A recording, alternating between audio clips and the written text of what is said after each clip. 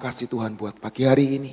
Kami percaya Tuhan, firman-Mu yang akan berbicara buat setiap kami. Dan kami tahu dan yakin, Engkaulah Tuhan yang membentuk dan memproses hidup kami menjadi indah di hadapan-Mu. Dan apabila setiap kami Tuhan mau mendengar firman Tuhan, mari Tuhan berikan telinga seorang murid, hati yang bijak, hati yang lembut, hati yang seperti tanah yang subur, yang menerima setiap benih-benih-Mu ini Tuhan. Dan kami percaya Tuhan, roh pengertian, roh hikmat, roh pewahyuan turun atas hidup setiap kami. Terima kasih Bapa, hanya di dalam nama Tuhan Yesus Kristus sama-sama berkata, amin. Shalom saudara semuanya. Hari ini saya mau sharing sedikit apa yang saya dengar waktu hari apa ya, hari Senin saudara. Hari Senin itu sibuk saudara, saya rasa semua tahu kalau hari Senin itu hari yang sibuk saudara, betul? Karena hari pertama di awal, sibuk itu, wah sibuk. Keluar dari kota Cirebon, pergi harus latihan di tempat ini, belum mandi saudara, belum mandi. Nah itu saya nyetel radio, karena ya di mobil saya itu sudah, kalau nggak dengerin kaset, nggak dengerin kaset khotbah maksudnya, ya dengerin radio. Nah itu pas itu begitu saya nyalain mobil, radio yang muncul. Ada suara seorang motivator. Dan saya dengar suara motivator itu sekitar jam 6, saudara bisa dengar nanti lah. Saya biasanya cuma lalu, oh ya bagus, motivasinya bagus. Tapi hari itu seperti ada sesuatu yang meloncat dari radio itu, gitu loh. Bukan radionya menceleng saudara, enggak lah. Radionya keluar suara dan itu tertancap dalam hati saya. Dan hari ini saya mau sharing buat saudara dan dilengkapi dengan firman-firman Tuhan. Karena kan kalau motivator itu kan buat umum saudara ya. Tapi saya percaya motivator itu anak Tuhan. Dia anak Tuhan yang baik. Dia sering disebut wanita $1 juta lah. Nah itu mungkin saudara tahu lah siapa dia. Saya nggak dibayar sama dia karena saya nggak akan sebut namanya. Karena saya nggak dibayar kecuali dia bayar saya, ya saya sebutlah. Oke. Hari itu dia ngomong hidup itu seperti pensil. Saudara tahu pensil? Semua punya pensil ya di rumah ya. Ini saya pinjem pensil anak saya kembali saudara. Karena saya nggak punya pensil. Dan ini juga nemu di mobil saya. Gambarnya lucu saudara, Sinamorol ya. Dengan pensil kita bisa menulis karya-karya yang indah. Betul saudara? Ini juga karya anak saya ambil lagi tadi. Saya habis mandi saya ambil sajalah.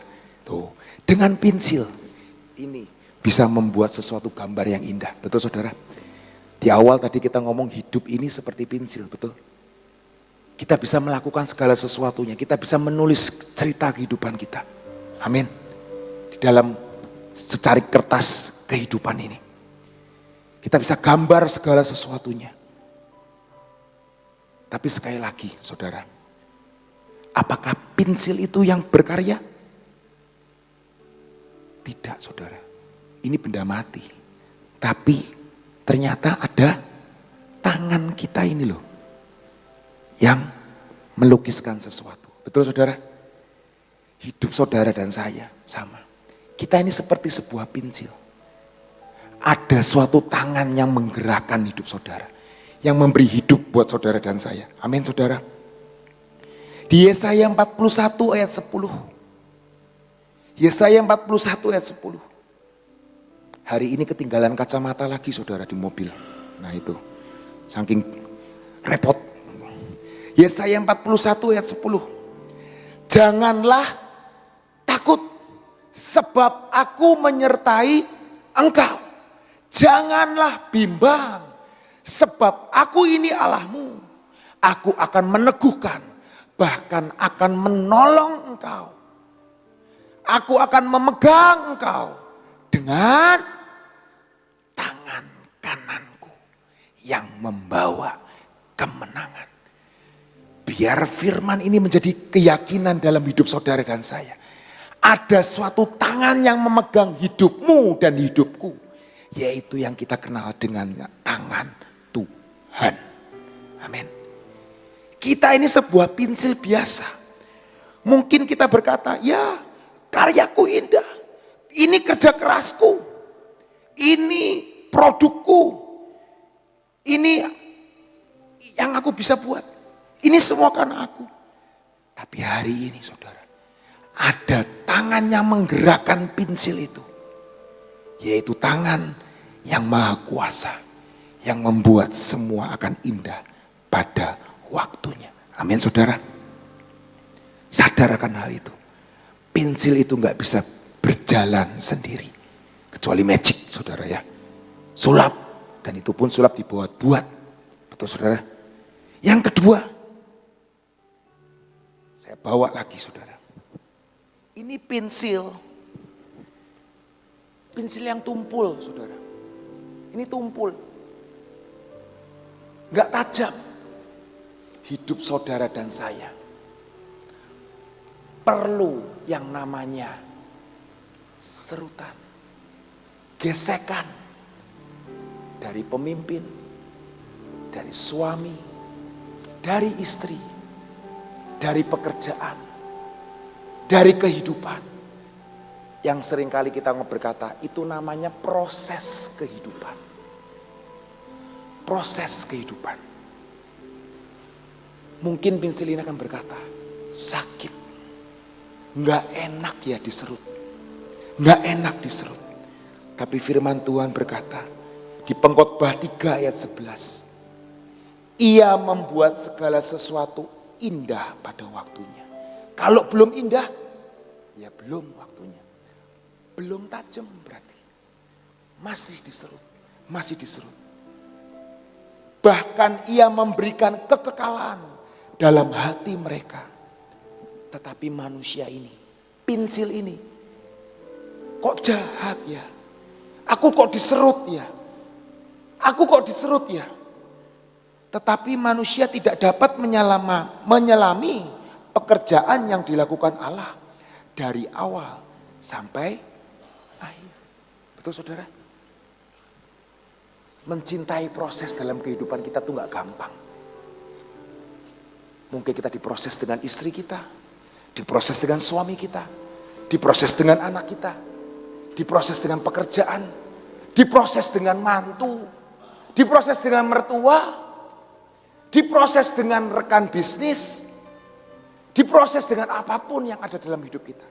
Tapi percayalah saudara, tiba waktunya ia menjadi sesuatu yang berguna dan tajam. Amin. Pensil ini akan tajam, berguna buat kehidupan. Dia bisa melukiskan sesuatu yang indah. Karena apa? Pensil yang tumpul tuh nggak enak. Saudara pernah sekolah kan? Pensil yang tumpul itu nggak enak. Dan nggak ada seorang guru ngomong pensilnya harus tumpul ya, enggak. Harus tajam. Dan berguna hidup saudara dan saya. Amin. Memang prosesnya kadang-kadang aneh. Firman waktu pernikahan saya dengan istri saya masih ingat sampai hari ini saudara. Yaitu apa? Air menjadi anggur. Mungkin saudara berkata, oh itu mujizat pertama. Oh ya betul. Mungkin saudara seringkali mendengar ketika saudara datang ke kebaktian pernikahan, air menjadi anggur. Oh biasa. Tapi hari itu coba bayangkan saudara. Hari itu Yesus datang ke pernikahan. Ibunya menjadi pengurus GK-nya di pernikahan itu. Glorious Kitchen-nya di pernikahan itu. Coba bayangkan tiba-tiba gitu. Ibu Ina atau Ibu Guatlan datang ke Ibu Nani. Ini masakannya semua sudah habis. Padahal masih ada 1000 orang menunggu belum makan. Bagaimana ini? Cekot-cekot kan saudara. Cekot-cekot. Mau beli masakan di luar? Mahal. Masih ada yang belum makan. Masih ada yang belum minum anggur. Tapi hari itu Tuhan berkata, waktuku belum tiba. Tapi Ibu Yesus ngomong, tolongi. Ibu Yesus gak ngomong, oh tahu mau apa enggak. Tapi Yesus tahu apa yang harus diperbuat. Hari itu dia lihat air pembasuhan. Air pembasuhan apa sih? Air pembasuhan muka, buat muka. Enggak saudara, itu air pembasuhan kaki. Buat orang kaki itu loh. Berarti intinya bukan air mateng kan? Bukan air mateng itu saudara. Air pembasuhan. Yang mungkin orang berkata, ya ini cuma air pembasuhan. Tapi di dalam Yesus hari itu ada mujizat terjadi. Betul saudara? Air pembasuhan menjadi anggur manis di dalam pernikahan itu. Hari ini pernikahanmu tidak manis. Mari undang Yesus. Dan percayalah, anggur yang baru Tuhan sediakan buat saudara dan saya. Hari ini pekerjaanmu tidak manis. Mari undang Yesus dalam hidupmu. Maka pekerjaanmu akan manis dan akan dinikmati buahnya oleh semua orang. Amin saudara. Mujizat yang kedua yang Tuhan berikan saudara. Hari itu dia berjalan menuju ke kota Yeriko. Ada seorang buta memanggil-manggil Yesus. Yesus anak Daud. Yesus anak Daud. Sembuhkan aku. Hari itu Yesus datang lagi. Ngopo toh? Kok kamu teriak-teriak tuh mau ngapain? Tuhan, kalau engkau mau, engkau bisa sembuhkan aku. Hari itu saudara tahu, ingat ceritanya apa? Yesus meludah. Saudara tahu, orang Yahudi itu ketika dia meludah, itu artinya menghina. Juh, itu artinya menghina. Mungkin semua orang berkata, dia minta tolong Tuhan, tapi kok malah dapat kehinaan. Dicuh. Artinya apa saudara? Tuhan berkata, akulah air hidup. Betul saudara? Air yang keluar dari tubuh Yesus akan menghasilkan kehidupan. Yang buta dicelikan. Yang buta dicelikan. Yang sakit disembuhkan. Mungkin orang akan berkata, itu kehinaan. Itu penghinaan.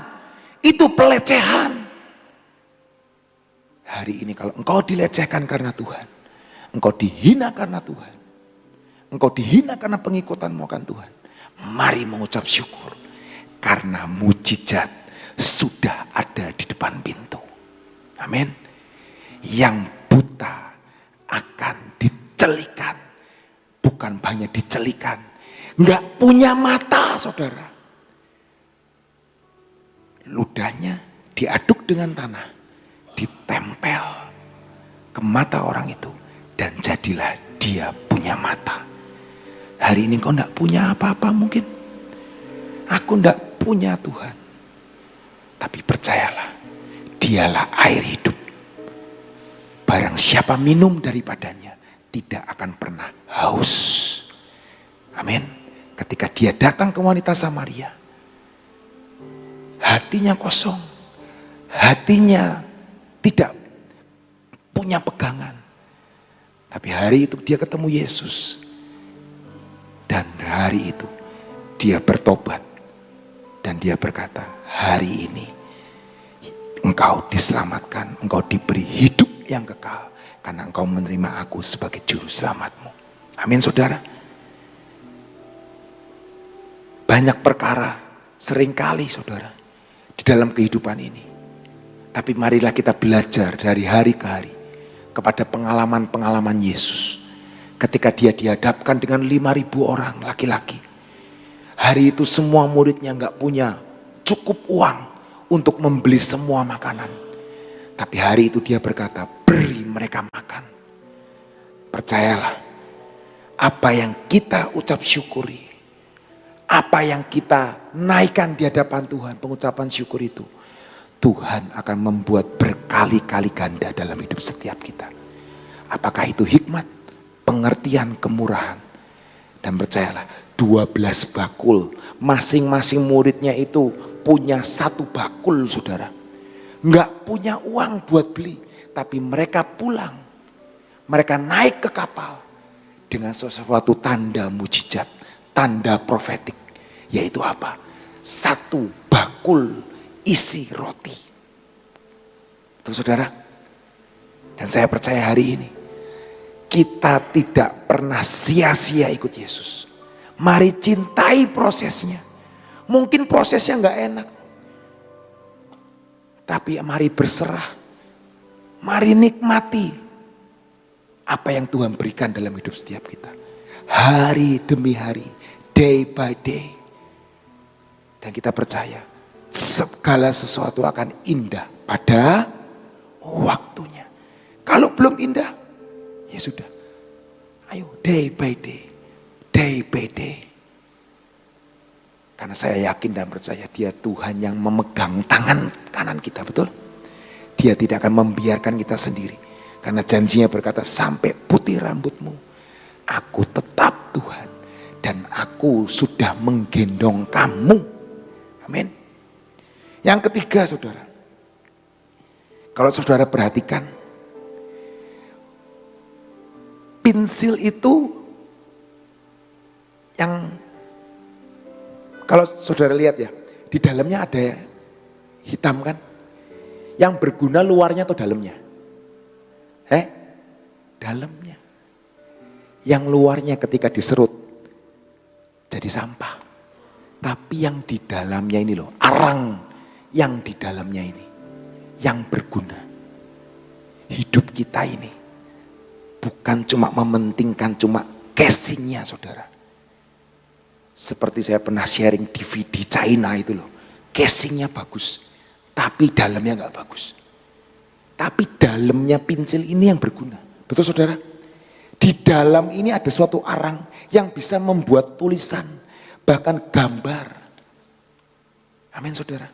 Hidup kita ini harus di dalamnya harus yang luar biasa. Karena kehidupan kekristenan itu from inside to outside.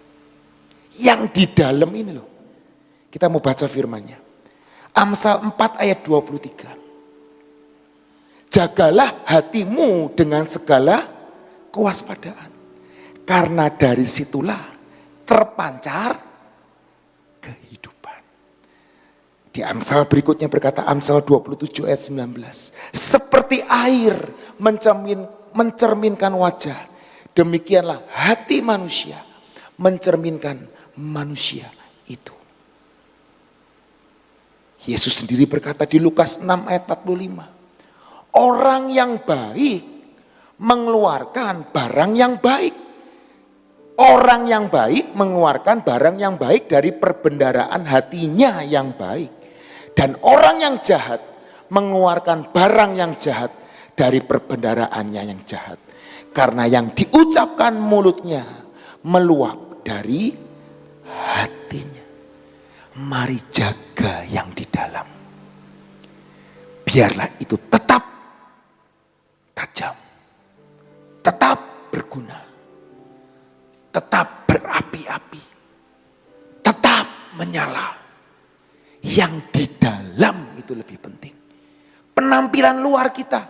Wah, boleh pakai branding apa aja. Boleh pakai dari atas sampai bawah kira-kira 30 juta lah kalau gue lihat. Nah, boleh saudara. Gak ada salahnya kalau punya uang. Seringkali saya lihat. Dari atas sampai bawah. Dari tasnya sampai sepatunya. Minimal 50 juta itu. Tapi kelakuannya nol. Buang sampah dari mobil. Masuk kamar mandi. Buecek. Misalnya. Ngeludah. Di mana-mana. Ngomongannya, waduh. Dari kebun binatang sampai kebun tumbuh-tumbuhan gitu. Hari ini yang di dalam itu lebih penting saudara. Amin. Biarlah hari ini kita mementingkan seperti pensil ini. Luarnya boleh gambar macam-macam. Boleh pakaian macam-macam. Tapi yang di dalam ini harus tetap dijaga. Karena Tuhan berkata, jagalah hatimu dengan segala kewaspadaan. Karena dari situ terpancar kehidupan. Boleh pakai kalung emas 100 gram, 200 gram boleh. Mau dikeluarin, boleh. Saya pernah sharing di tempat ini. Saya punya teman. Hari itu biasa nggak pakai kalung. Hari itu pakai kalung. Kerjaannya nih dibuka satu, saudara. Dibuka satu. Gitu-gitu terus semua. Supaya apa? Supaya kelihatan emasnya. Sampai kita di pertemuan itu, oh sampean nganggo kalung yo. Sampai kita tahu gitu loh. Karena gerak terus supaya apa? Kalungnya mencolot gitu loh. Mencodot gitu loh. Supaya aduh. Ini cuma intermezzo, saudara. Tapi hari ini yang di dalam itu lebih penting. Amin, saudara. Yang keempat, cuma 5, saudara. Yang keempat, saudara tahu, pensil urek-urekan seperti ini bisa dihapus nggak? Bisa dihapus nggak? Ayo jawabnya, nggak, bukan pertanyaan jebakan ini. Bisa nggak? Bisa. Ini bukan pertanyaan jebakan. Saudara tak mencurigai saya terlalu banyak, saudara. Pensil itu bisa dihapus. Bahkan sekarang pulpen pun bisa dihapus. Betul, Ibu Guatlan, Om Cece, jualan penghapus pulpen ada ya? Ada. Artinya apa, saudara? Engkau bisa menulis apapun dalam hidupmu. Tapi ketika engkau salah langkah, ketika engkau melakukannya nggak baik, ketika engkau melakukan dosa, Tuhan berkata apa? Sekalipun dosamu merah seperti kirmisi, tapi darahnya sudah menebus saudara dan saya, membuat saudara dan saya mempunyai lembaran baru, putih, bersih. Mari tulis yang baik dalam kehidupan saudara dan saya. Mungkin hari ini berkata, aduh kok ada merahnya ya. Aduh kok seperti itu ya hidupku. Tapi percayalah, seperti firman Tuhan berkata, Yesaya ayat 1-18. Marilah, baiklah kita berperkara. Firman Tuhan, sekalipun dosamu merah seperti kirmisi. Kirmisi itu merah oranye, saudara. Merah nyala. Katon. Melok-melok. Nah itu. Seperti kirmisi akan menjadi putih seperti salju. Sekalipun berwarna merah seperti kain kesumba. Kain gombal, saudara. Hidupmu sudah seperti kain kesumba, kain gombal, akan menjadi putih seperti bulu domba. Bulu itu mahal, saudara, bulu domba. Kalau bulu cicak nggak ada itu ya. Atau sekarang mungkin adalah kulit tokek, Pak. Oh ya bolehlah. Tapi firman Tuhan berkata bulu domba. Bulu domba itu putih. Yang putih itu mahal. Di Roma 3 ayat 23 berkata, karena semua orang telah berbuat dosa dan telah kehilangan kemuliaan Allah. Dan ayat 25 berkata, ayat 24, dan oleh kasih karunia, dan oleh karena kasih karunia telah dibenarkan dengan cuma-cuma karena penebusan dalam Kristus Yesus. Kristus Yesus ayat selanjutnya. Kristus Yesus telah ditentukan Allah menjadi jalan pendamaian karena iman saudara dan saya. Dalam darahnya, hal ini dibuatnya untuk menunjukkan keadilannya. Karena ia telah membiarkan dosa-dosa yang telah terjadi dahulu pada masa kesabarannya. Mungkin salah tulis, salah jalan. Gak apa-apa nak. Darah Yesus bisa menghapusnya. Amin. Mari pakai penghapusnya. Minta sama Tuhan. Tuhan, buat hidupku menjadi lembaran yang baru lagi. Oleh darahmu, aku disucikan, aku didamaikan. Amin saudara. Yang terakhir saudara, sekalipun bisa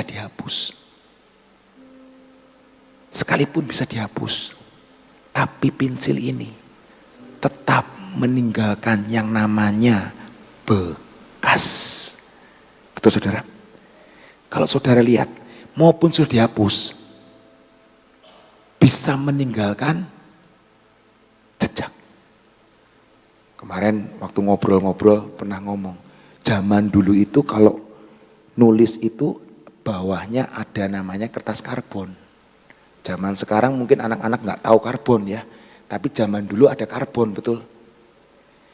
Apalagi dulu saya kerja di kantor notaris, itu berurusan dengan namanya karbon, gitu loh. Kalau nulis harus ada kopinya, karbon. Jadi kalau saya nulis Lukas Hermawan Setiawan di sini, temu-temu kalau dikasih karbon di belakangnya ada itu, jiplak, percis, plak, warnanya beda. Artinya apa saudara? Saudara bisa menulis apapun, sembarang apapun. Tapi hati-hati dalam hidup ini. Apa yang kamu tulis, apa yang kamu gambar, itu membekas. Membekas di diri istrimu, membekas di diri suamimu, membekas di diri anak-anakmu, membekas diri di saudaramu. Bisa dihapus. Bisa dihapus, tapi tetap ada bekasnya. Jadi hati-hati dalam perkataan kita, hati-hati dalam perbuatan kita, supaya perkataan kita, perbuatan kita tetap memuliakan nama Tuhan. Ayat terakhir, Efesus 2 ayat 10. Efesus 2 ayat 10 berkata, karena kita ini buatan Allah, diciptakan dalam Kristus Yesus untuk melakukan pekerjaan baik yang dipersiapkan Allah sebelumnya. Ia mau supaya kita hidup di dalamnya. Biarlah hidup saudara dan saya meninggalkan jejak yang indah, meninggalkan jejak yang baik. Oh ya, saya punya ibu seperti ini. Oh ya, saya punya bapak seperti ini. Oh ya, saya punya saudara yang baik seperti ini. Dan hidupmu ketika engkau, namamu didengar orang, oh ya, saya tahu dia orang baik. Oh ya, saya tahu dia orang cinta Tuhan. Oh ya, saya tahu dia orang takut akan Tuhan. Bisa ngerti sampai saat ini? Biar saudara ketika saudara memegang pensil, saudara memakai pensil, ingat perkataan firman Tuhan hari ini. Dia Tuhan yang memegang hidup saudara dan saya. Dan pensil ini bukan yang luarnya, tapi di dalamnya. Dan hidup saudara dan saya harus ada di dalam Yesus, supaya memancarkan sesuatu yang indah dan menulis karya-karya yang indah dalam hidup saudara dan saya. Puji Tuhan, haleluya, amin. Saudara, saya terkesan dengan keperkataan bekas tadi loh ya. Tadi terakhir dikatakan tentang bekas. Memang tidak ada sesuatu hal yang telah kita lakukan terus ngomong, aku lupa. Memang suatu saat itu bisa lupa. Tapi orang yang merasakan misalnya disakiti, mungkin kita yang nyakitin itu lupa. Tapi yang disakiti nggak lupa, gitu ya. Ada bekas. Saudara, saya beberapa waktu yang lalu, ya mungkin sudah beberapa bulan ya, ketemu dengan seorang anak. Dia bilang, dia manggil saya masih Cici. Ci, ingat sama saya enggak? waduh pada tuanya ya kelihatannya gitu ya.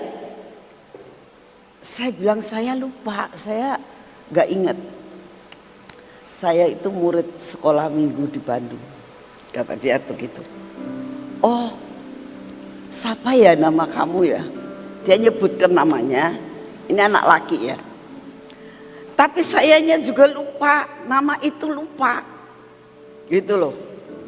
Oh ya, kamu dulu sekolah minggu di mana? Di Dago katanya gitu. Cici kan yang ngajar, dia bilang. Ya saya ingat bahwa saya pernah jadi guru sekolah minggu di gereja GKI Dago. Tapi saya lupa sama anak itu. Lalu dia ngomong gini, satu hal yang membekas di hati saya, dia bilang, yaitu ceritanya Cici. Cerita yang mana ya? Oh, namanya guru sekolah minggu itu kan ceritanya banyak. Dia bilang banyak sekali saya mendapatkan pelajaran-pelajaran. Tapi satu saat yang sangat membekas di hati saya adalah pada saat Cici itu nunjukin cermin katanya. Memang saya tak inget-inget. Tapi kalau kamu sekarang tanya cermin diapain ya? Lupa sayanya sudah. Ya. Tapi dia mengatakan waktu itu saya cerita bawa cermin katanya dia gitu. Terus ditunjukin ke seseorang kan, siapa itu? Kan dirinya kan. Nah, terus nggak tahu ceritanya gimana saya lupa. Dia bilang itu yang membuat saya selalu ingat. Kemanapun juga saya ada sampai dengan saat ini hidup saya diberkati Tuhan. Selalu saya ingat siapa diri saya yang sebenarnya. Dia bilang, oh, ya mungkin cerita saya dulunya begitu saya nggak tahu. Saudara, bekas. Jadi apa yang sebenarnya kita tabur itu yang kita tuai. Jadi benar-benar kita harus belajar bahwa apa yang kita tabur itu benar-benar membekas di hati setiap anak-anak Tuhan. Setiap perkataan-perkataan kita keluarkan itu membekas. Baik orang tua terhadap anak, baik majikan terhadap karyawan ya. Pasti ada sesuatu yang namanya bekas. Satu hal kita mengucap syukur karena kita punya Tuhan yang hidup. Yang bisa menghapus semua dosa kita. Dan satu perkara ya, kalau kita menyakiti hati orang, mungkin orang itu masih tetap membekas. Tapi satu perkara, kalau Tuhan mengampuni saudara dan saya, itu dikatakan aku menjauhkan dosamu seperti dari barat ke timur, sedalam-dalamnya sampai ke tubir laut, dikatakan dibuang semuanya dan tidak diingat lagi. Itu Tuhan kita. Mari kita berdoa. Bapak, terima kasih untuk semua dan semuanya. Kami mengucap syukur Tuhan. Pada saat kami sudah minta ampun kepadamu, kami sudah membereskan hidup kami kepadamu.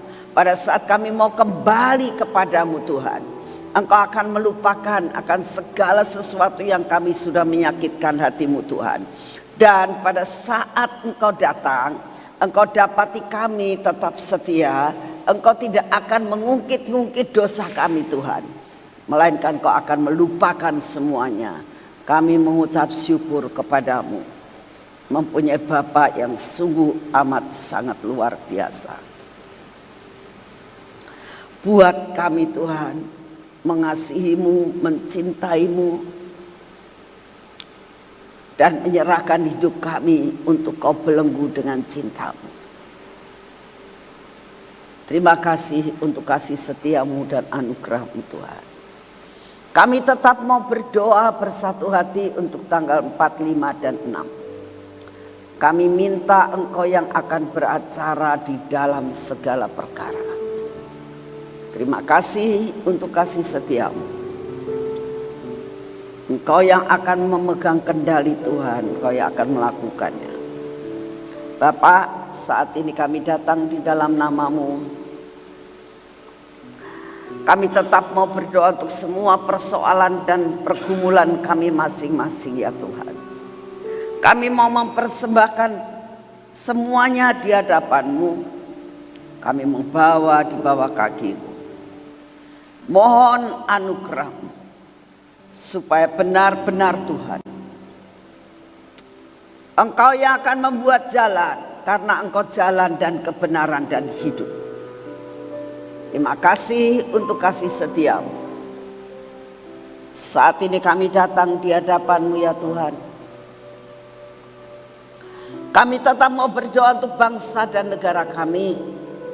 Engkau terus acarakan Tuhan, sampai semua yang jadi rencana-Mu itu jadi. Engkau pagari Tuhan. Di dalam nama Tuhan Yesus kami mau menyerahkan Bapak Presiden dan Wakil Presiden yang baru. Engkau pagari Tuhan, untuk tidak terpengaruh dengan segala sesuatu yang ditawarkan. Untuk segala sesuatu diputuskan, biarlah penuh hikmat yang daripada-Mu. Kami berdoa untuk keadaan cuaca yang ekstrim Tuhan. Mohon anugerah-Mu supaya tetap ada dalam kendali yang daripada-Mu. Bapak, saat ini kami datang di hadapan-Mu. Engkaulah yang akan mengendalikan akan keadaan gempa-gempa yang ada, gunung-gunung yang meletus. Mohon anugerah-Mu, semua bencana alam yang akan terjadi, biar semua diminimalkan. Terima kasih untuk kasih setia-Mu. Bapak, sungguh saat ini kami minta kekuatan baru. Kami minta daya tahan tubuh yang baru, supaya kami dapat menyelesaikan semua tugas kami sampai garis akhir.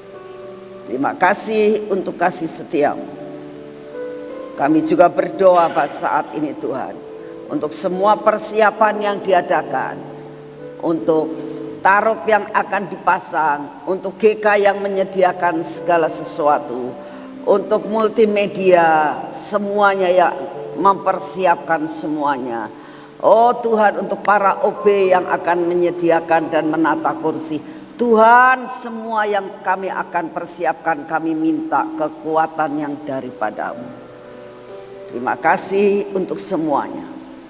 Terima kasih Tuhan, Kau sungguh amat sangat baik.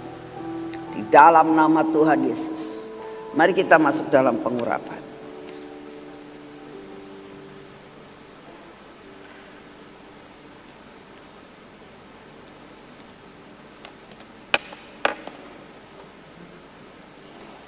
Dalam nama Tuhan Yesus, biarlah pengurapan ini memasuki akan hidup kami.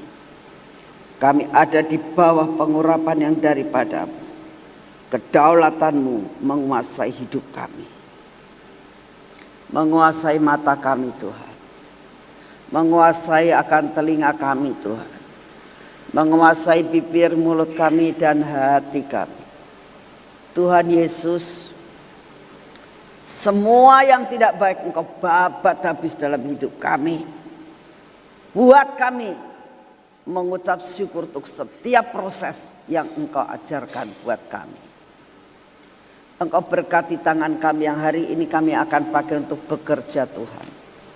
Engkau berkati kaki kami yang kami pakai untuk berjalan. Tuhan Yesus, Engkaulah yang akan memimpin kami dalam perjalanan kami hari ini, sehingga semua yang kami kerjakan menjadi berhasil. Anugerah-Mu besar buat kami. Terima kasih untuk kasih setia-Mu yang tidak pernah berubah. Dalam nama Tuhan Yesus, amin.